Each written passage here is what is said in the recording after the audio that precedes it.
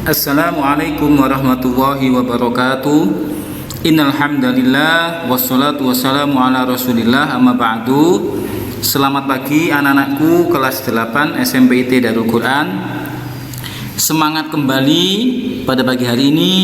Kita bertemu kembali dengan Pak Mutakin pada mapel Pendidikan Agama Islam dan Budi Pekerti, yang mana kita sudah memasuki bab yang ke-8, yakni hidup sehat dengan makanan dan minuman yang halal serta bergizi. Namun sebelumnya, mari kita awali dengan berdoa kepada Allah Subhanahu wa taala. Semoga kita senantiasa diberikan ilmu yang bermanfaat, barokah umur kita, keluarga kita, dan juga semoga kita senantiasa diberikan kesehatan dan dijauhkan dari segala penyakit dan mara bahaya. Amin ya rabbal alamin.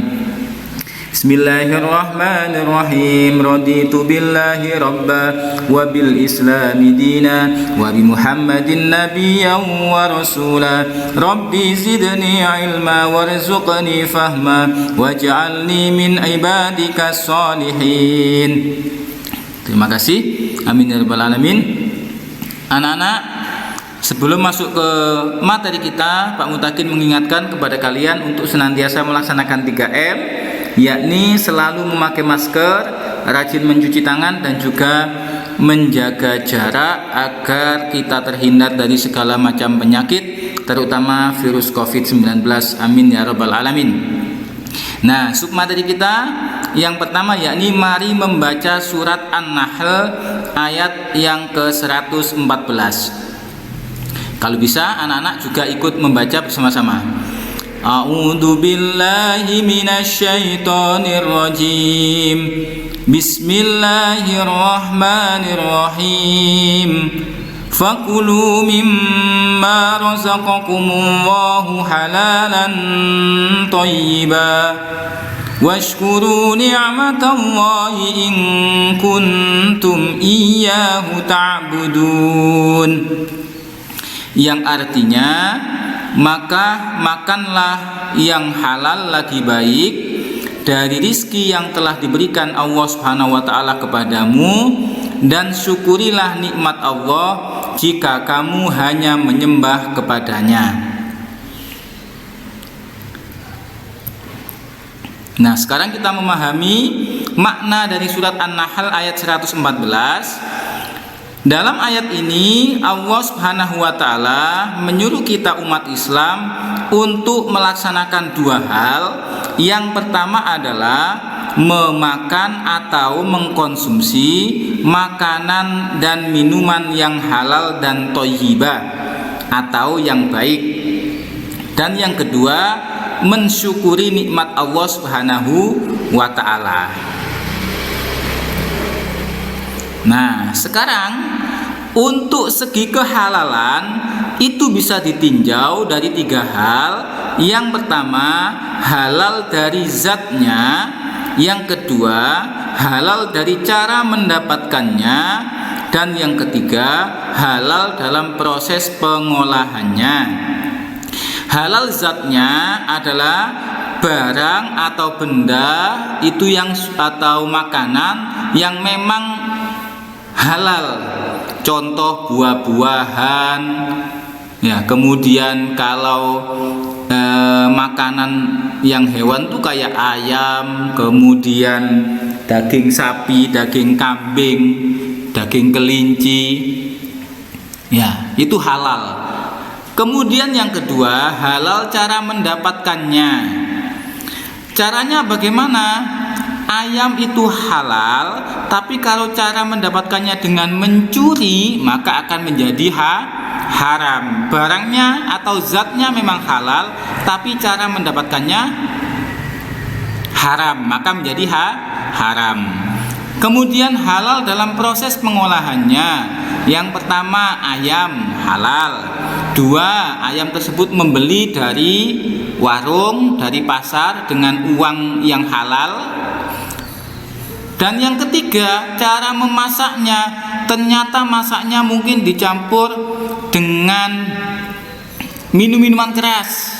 Ya, biasanya kalau masak bebek itu karena untuk membuat dagingnya jadi empuk dicampur minuman keras atau rum, maka akan menjadi haram. Karena apa? Karena proses pengolahannya ada hal-hal yang haram seperti minuman keras atau rum, atau mungkin dikasih sesuatu yang mengandung babi, maka menjadi haram.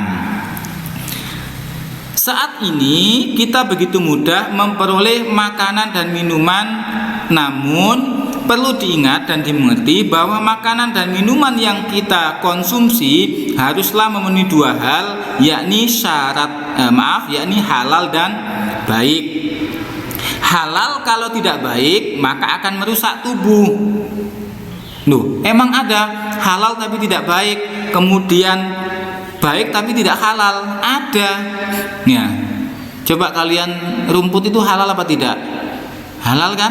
Nah, kalau dikonsumsi boleh enggak? Ya tidak baik untuk pencernaan kita. Ya, kalau kangkung, sayuran itu masih mending, bayam. Ya. Terkadang ada yang baik tapi tidak halal. Ya, mungkin karena mengandung bahaya atau mengandung sesuatu yang membahayakan bagi manusia dan sebagainya.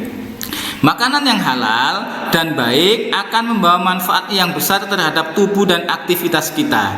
Jadi pengaruh makanan yang halal itu membuat kita semangat, membuat kita mengalami ketenangan hidup, ya. Di samping juga kita menjaga kesehatan jasmani dan rohani, juga mendapat perlindungan dari Allah, serta aktivitas yang dilakukan mendapat berkah. Ya, kalian mau berangkat sekolah di suasana yang normal, di situasi yang normal, berangkat sarapan diniati, ya Allah, bismillah, saya sarapan makan pagi dari sesuatu yang halal, mudah-mudahan bisa bermanfaat untuk kehidupan saya sehari ini dan bisa membuat kuat untuk beribadah. Kemudian berangkat sekolah, maka kalian ketika berangkat sekolah akan mendapat berkah dari Allah. Kenapa? Karena makan makanan yang halal diniati untuk mencari ilmu. Nah, sebaliknya kita harus menghindari makanan dan minuman yang haram. Apabila kita memakan dan minuman yang haram, dapat menimbulkan berbagai macam penyakit yang dapat merusak tubuh serta membuat jiwa menjadi terganggu. Orang mengkonsumsi minuman keras itu adalah membuat orang tersebut mabuk. Mabuk itu berarti hilang akalnya. Nah, itu efeknya. Itu mungkin waktu yang singkat, waktu yang sekarang. Tapi nanti kalau lama-kelamaan bisa menjadi gila, atau mungkin lama-kelamaan keluarganya terpengaruh karena minuman keras. Akhirnya apa? Anaknya terbengkalai, tidak bisa sekolah karena uangnya dibuat beli minuman keras. Istrinya mungkin tidak bisa masak, yang dimakan tidak ada. Nah, itu adalah dampak negatif mengkonsumsi makanan dan minuman yang haram.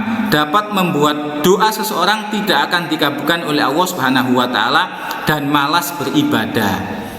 Efeknya kalau dibuat sholat males sekali. Kenapa? Karena yang dimakan adalah makanan yang haram. Ya, pernah ada sebuah kisah bahwasanya ada seorang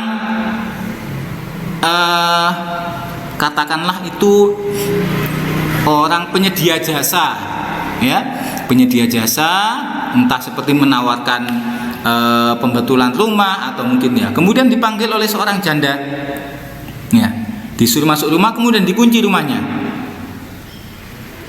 Ketika mau keluar, dia teriak oleh janda, kamu boleh keluar, tapi saya akan teriaki maling.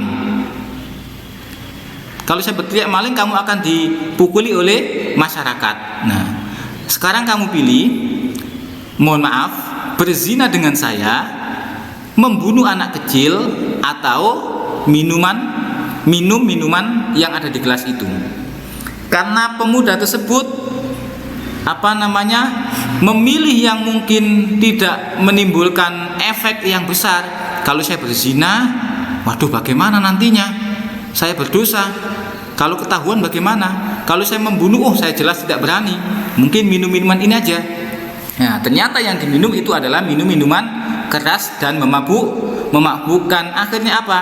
Setelah minum, kemudian dia menjadi mabuk, hilang akalnya, hilang akal sehatnya, akhirnya dia berzina. Setelah berzina ketahuan dengan anak kecil, akhirnya anak kecil tersebut dibunuh. Nah, itu adalah efeknya dari minuman keras yang sudah diharamkan oleh agama. Nah, sekarang kita lihat, perhatikan hadis ini. An Abi Hurairah radhiyallahu anhu qala Rasulullah sallallahu alaihi wasallam, inna Allaha ta'ala thayyibun la yaqbalu illa thayyiban wa inna Allaha amara al-mu'minina bima amara bil mursalin. Faqala ta'ala ya ayyuhar rusulu kulu minat thayyibati wa'malu sholihan. Wa qala ta'ala ya ayyuhalladzina amanu kulu minat thayyibati ma razaqnakum. Summa zakara ar-rajul yutilu safara ash'asa aghwara yamuddu yadayhi ila as-sama ya rabbi wa mat'amuhu haram wa mashrabuhu haram wa malbasuhu haram wa ghuddi bil haram fa anna yustajabu lah. Rawahu Muslim. Yang artinya dari Abu Hurairah radhiyallahu anhu berkata, sesungguhnya Rasulullah bersabda, Allah Ta'ala adalah maha baik, tidak menerima kecuali yang baik. Dan sesungguhnya Allah memerintahkan orang beriman sebagaimana Dia atau Allah memerintahkan para rasulnya dengan firman-Nya, wahai para rasul, makanlah yang baik-baik dan beramal solihlah. Dan Allah pun berfirman, wahai orang-orang yang beriman, makanlah yang baik-baik dari apa yang kami rizkikan kepada kalian. Kemudian beliau menyebutkan ada seseorang melakukan perjalanan jauh dalam keadaan kumal dan berdebu dan memanjatkan kedua tangannya ke langit seraya berdoa, ya Allah ya Tuhanku, ya Allah, ya Allah, ya Rabb, Rabbana, apalah doanya ya. Padahal makanannya itu haram, minumannya juga haram, pakaiannya pun haram, dan kebutuhannya dipenuhi dari sesuatu yang haram. Maka bagaimana doanya akan dikabulkan? Hadis riwayat Muslim. Nah, berdasarkan hadis tersebut bisa kita simpulkan bahwa yang pertama itu Allah maha baik dan hanya menerima apa saja yang baik. Makanya kalau kita bersedekah, kalau kita membantu teman, maka usahakan yang kita keluarkan itu adalah yang terbaik dari kita.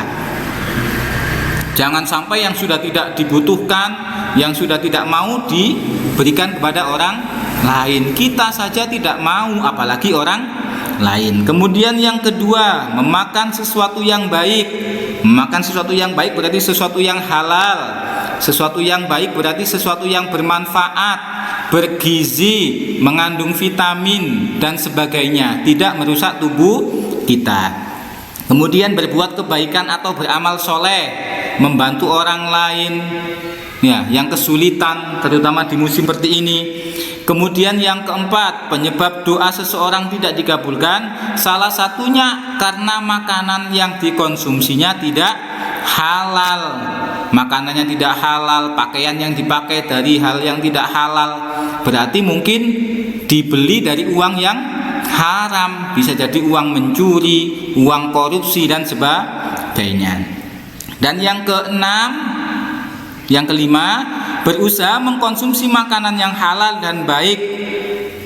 Kalau bisa kita mengkonsumsi makanan yang halal dan baik, jangan yang halal saja. Ya, sekarang kan banyak makanan apa itu namanya? Junk food.